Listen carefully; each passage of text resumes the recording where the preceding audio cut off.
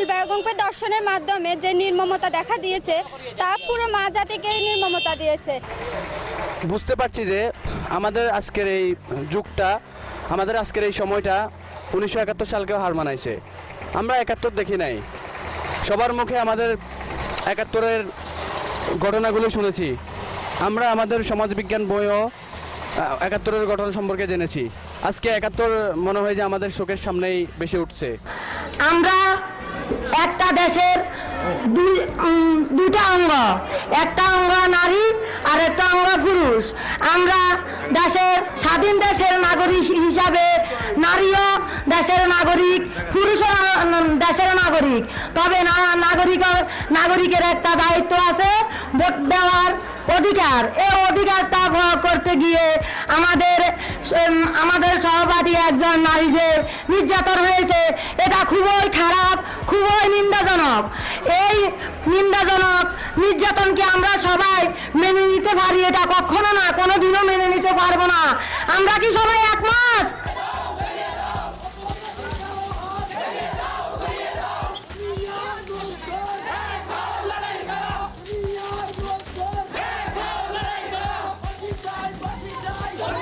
আমার বাবার টাকা পয়সা, জমিন, কাগজপত্র সব কিছু ওরা রাখি আমার সব কিছু নষ্ট করে দিছে। আমি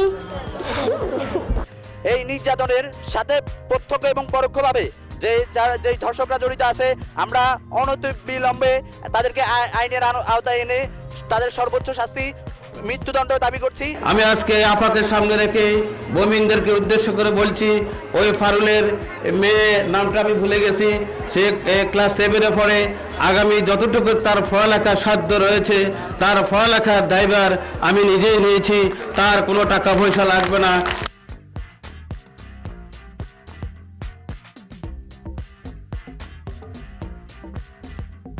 এসেছেন সবাই এসেছেন। আপনাদের মাঝে এই একতার জায়গাটাই শুধু আমি দেখতে চাই শেষ পর্যন্ত। যদি এই জায়গাটা আপনি ধরে না রাখতে পারেন, আপনারা মনে রাখবেন পারুল বেগম ন্যায় বিচার পাবে না।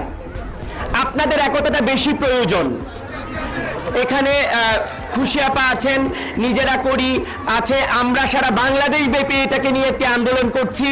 আপনাদের একতাটা বেশি প্রয়োজন, আমি আবারও বলছি। কারণ এই রুহুল আমিন বা তার গ্যাংরা হচ্ছে গুটি কয়েক, অল্প কয়েকজন, আর আপনাদের শক্তি কিন্তু অনেক বেশি, কারণ আপনারা সংখ্যায় বেশি। মনে রাখবেন অপরাধীরা মাত্র অল্প কয়েকজন, নিশ্চুপ থাকা সাধারণ মানুষের সংখ্যা বেশি, যারা এই অন্যায়কে প্রশ্রয় দেয় না। কিন্তু নিশ্চুপ থাকলে হবে না, ঠিক এভাবে রাস্তায় আসতে হবে। আমার খুব ভালো লেগেছে, শিক্ষার্থীরা এসেছেন, অসংখ্য মানুষ এখানে এসেছেন, দলমত নির্বিশেষে সবাই আজকে এক কাতারে এসে দাঁড়িয়েছেন। এই এক কাতার যেন আপনাদের থাকে।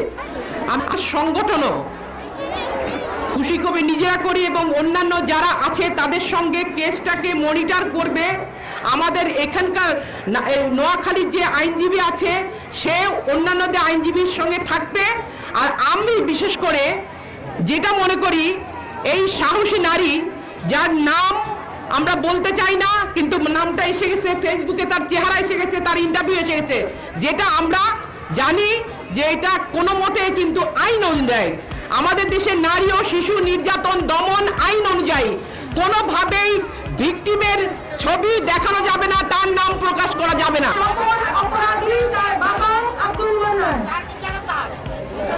আমি সে অপরাধী তার সুষ্ঠু বিচারক না হাসর, আমি তাতে একমত।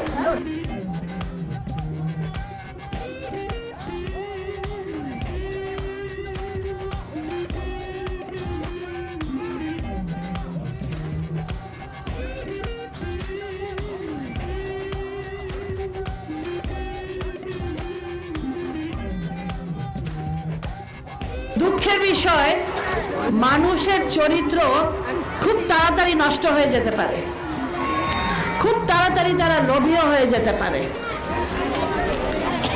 এই রুহুল আমিন গম এবং তার আগেও আরো অনেক এখানে সন্ত্রাসী ছিল, যাদেরকে আপনারাই সংগঠিতভাবে প্রশাসনের সাহায্যে তাদেরকে এখান থেকে বিতাড়িত করতে পেরেছে। কিছুদিন আগে আমাদের প্রধান শিক্ষক বললেন, আমরা খুব খুশি হলাম, আমাদের মেয়েরা, এই যে মেয়েরা জীবনেও যারা খেলেনি, 1 বছর আগে তারা শুরু করেছে ফুটবল খেলতে, এখন তারা ইউনিয়নে জয়ী হয়েছিল, উপজেলায় জয়ী হয়েছে।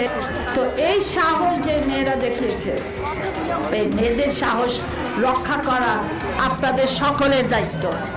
আপনারা প্রত্যেকে নির্ভয় আপনাদের নিজেদের বাসায়, নিজেদের বাড়িতে, নিজেদের জায়গায় আপনারা যেন বসবাস করতে পারেন।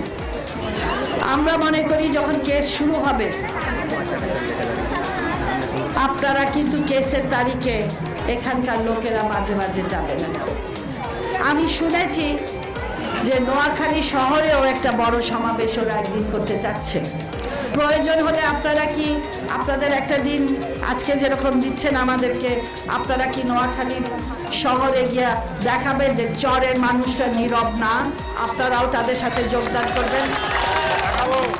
এই ঘটনার ঠিক পরপর আমার মনে হয় আপনাদের আমি যেটা শুনেছি 200-র উপর স্বাক্ষর হয়েছিল।